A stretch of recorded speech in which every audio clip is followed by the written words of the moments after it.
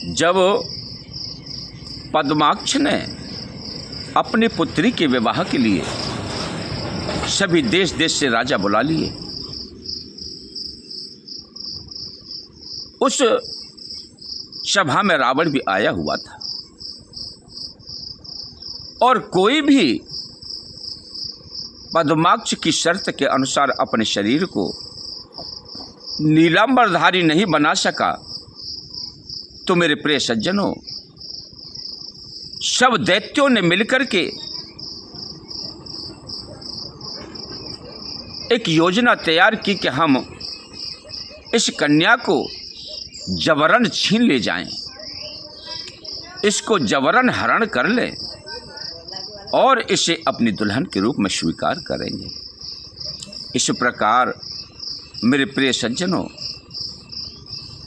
वहाँ जब किसी पर नीलांबरधारी शरीर तैयार नहीं किया गया तो उन्होंने पद्माक्ष के ऊपर हमला बोल दिया। महाराज पद्माक्ष ने कई महीनों तक घनघोर युद्ध किया। आखिर में वह मृत्यु को प्राप्त हो गए और वहां से सभी देवता और मनुष्य तो पलायन कर गए, लेकिन वहां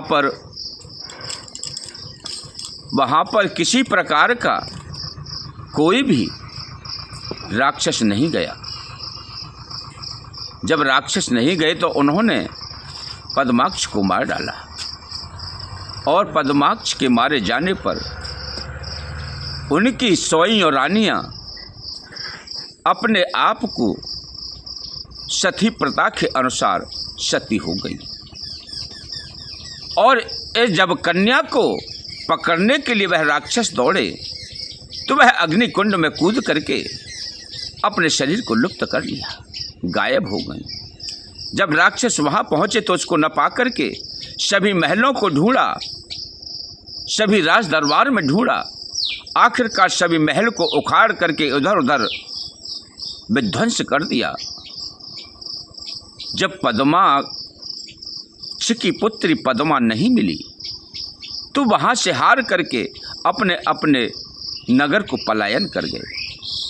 पलायन करने के बाद में एक समय रावण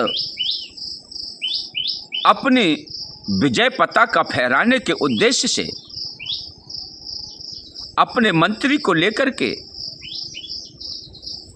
अपने विमान पर चढ़कर चलने लगा। इधर उधर घूमता है तो दशानन के उस मंत्री को वह पद्मा नाम की कन्या उस यज्ञ कुंड की वेदी पर बैठी हुई दिखाई देती है। तो उसने कहा दशानन से कि देखो, जिसके पीछे हम लोगों ने कितना संघर्ष किया था, काफी युद्ध हुआ, काफी राक्षस मारे गए, पद्माक्ष का भी वध हो गया और वह कन्या वहां विराजमान है।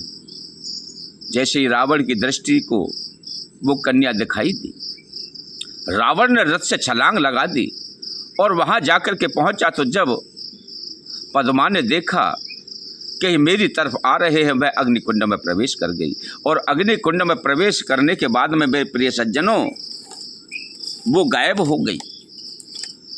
तो रावण उस दृश्य को देख रहा था तो उसने कहा कि अरे पद्मे, मैं अब तुझको छोड़ने वाला नहीं हूं, क्योंकि मैंने अब तेरे स्थान को देख लिया है। मेरे प्रिय सज्जनों, इस प्रकार से रावण वहां पहुंचा और उसने जो जल के घड़े मंगवा करके उस यज्ञ कुंड में पलटवा दिए, अग्नि को ठंडा कर दिया और उसे छान करके उसमें 5 रत्न निकले। 5 रत्नों को एक पेटी में बंद करके और अपने विमान पर रख करके लंका पहुंच गया। जब लंका में पहुंचा तो उन्होंने अपने पूजा स्थान में जाकर के उस पेटी को रख दिया।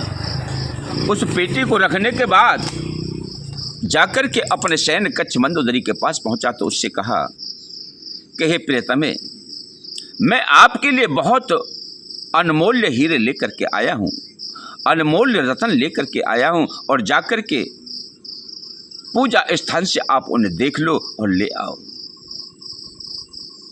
मंदोदरी गई, उन्होंने उस बक्से को उठाना चाहा तो उठाना तो बहुत दूर था, तिल भर भी हिला न सकी। आखिर हार करके वह लौट करके आगे दशानन से कहा कि मुझसे तो वह उठने इतनी बोझिल है, आप क्या बवाल ले आए। दशानन हंसने लगा और जाकर के उस कक्ष में पहुंचा और उस पेटी को उठाने लगा।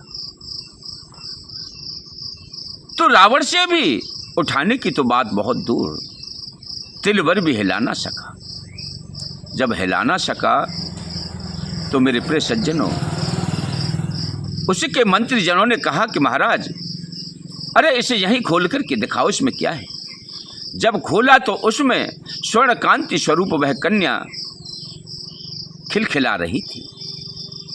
जब उस कन्या को मंदोदरी ने देखा तो वह हैरान हो गई और अपने पति रावण से कहा कि आप किस बला को, किस आफत को लंका में लेकर आए हो। ये तो आपकी मृत्यु का कारण है, ये आपकी मृत्यु का कारण बनेगी, क्योंकि ये जब बचपन में इतनी बोझिल है तो बड़ी होकर ये क्या करेगी। तब दशानन ने इसे प्राप्त करने का जो परिणाम था, सारी कथा थी, उस कथा को मंदोदरी को विस्तार पूर्वक सुनाया कि इस प्रकार से मैंने इसको प्राप्त किया है। तो मंदोदरी घबरा गई, बोली कि इस दुष्टा को अरे यहाँ से निकालो, ये तो कुटुंब का नाश करने वाली है, हमारे परिवार का विध्वंस कर देगी। इसे यहाँ से निकाल करके कहीं ऐसे स्थान पर भिजवाओ जहाँ के इसको कोई देखे ना, अगर ये इसको कोई देखेगा उसी का विध्वंस कर देगी। मेरे प्रिय सज्जनों, रावण की समझ में आ गया और उसने आदेश दिया अपने मंत्रियों को, इसे विमान पर रख करके आप जनकपुर के जंगल में गाढ़ आओ। तो उसने जाते समय उस कन्या ने कहा, मेरे प्रिय सज्जनों, कि आप इसे छोड़ आओ। और मंदोदरी के इस प्रकार के वचनों को सुनकर के वह कन्या बोली कि इस समय तो मैं जा रही हूं। हे दशानन, आगे का ध्यान रखो, मेरी बात को ध्यान पूर्वक श्रवण करो। इस समय तो मैं जा रही हूं, किंतु राक्षसों का वध करने के लिए और मंत्रियों तथा पुत्र सहित दशानन रावण का वध करने के लिए मैं पुनः इस लंका में तीसरी बार आकर के निकुंभ पुत्र पौंड्रक और 100 सिर वाले रावण को मारूंगी। पुनः चौथी बार आकर के कुंभकर्ण के पुत्र सूरवीर मूलकासुर को मार डालूंगी। उस कन्या का इस प्रकार का वचन सुनकर के रावण का हृदय कांप गया और वह भयभीत होकर के सब किसी भांत खड़ा रह गया। रावण यह सोचने लगा कि इस बालिका को आज ही क्यों ना मार डालूं। मेरे प्रिय सज्जनों, रावण जैसे ही अपनी खड्ग को निकाल करके उस कन्या को मारने के लिए दौड़ा और उसी समय मंदोदरी ने हाथ को पकड़ लिया और कहा कि हे नाथ, कर क्या रहे हो, आज ही राम पैदा हो जाएंगे, आज ही आपकी मृत्यु हो जाएगी। इसका वचन मिथ्या नहीं हो सकता, इसलिए समय रहते हुए आप समय की प्रतीक्षा करिए और इसको बला को यहां से टालिए। तब दशानन ने उस कन्या को संदूकची में बिंद करके और जनकपुर के उस राज्य में गड़वा दिया और वहां महाराज दशरथ ने उस भूमि को एक ब्राह्मण को दान कर दिया था। ग्रहण काल में उस ब्राह्मण ने एक मजदूर को उस खेती करने के लिए दे दिया। उसको जोतते समय हल्के फाले से वह संदूक निकल आया और उस संदूक को लेकर के वह मजदूर अपने ब्राह्मण के पास चला गया। उस ब्राह्मण देव से कहा कि लीजिए महाराज, ये धन वहाँ निकला है आपकी भूमि में। उस ब्राह्मण देवता ने महाराज जनक के पास ले जाकर के संदूक को पेश किया और कहा कि महाराज, उस आप जमीन को जो हमें दान किया था उसमें यह पेटी निकली है, इसमें जो भी धन खजाना है वो आपका है, आप स्वीकार करें। लेकिन महाराज दशरथ उसे जनक जी स्वीकार नहीं करते। उसको कहते हैं मैंने जमीन दान देती तो उसमें जो भी धन है वो भी दान आपका है। लेकिन उसे ब्राह्मण स्वीकार नहीं करता कि महाराज आपने जमीन दान दी है, उससे गड़ा हुआ धन दान नहीं दिया, ये धन आपका अधिकार का है, आप स्वीकार करें। तो प्रिय सज्जनों, उस पेटी को खोल करके देखा गया तो उसमें कन्या निकली। उस कन्या को महाराज जनक ने स्वीकार किया और उस कन्या का पालन पोषण करके आज हे महाराज दशरथ, यह कन्या ने अपने नीलांबरधारी पति का चयन किया है। भगवान प्रभु श्री राम नीलांबरधारी हैं। तो महाराज पद्माक्ष के वचनों के अनुसार इन्होंने नीलांबरधारी पति को स्वीकार किया।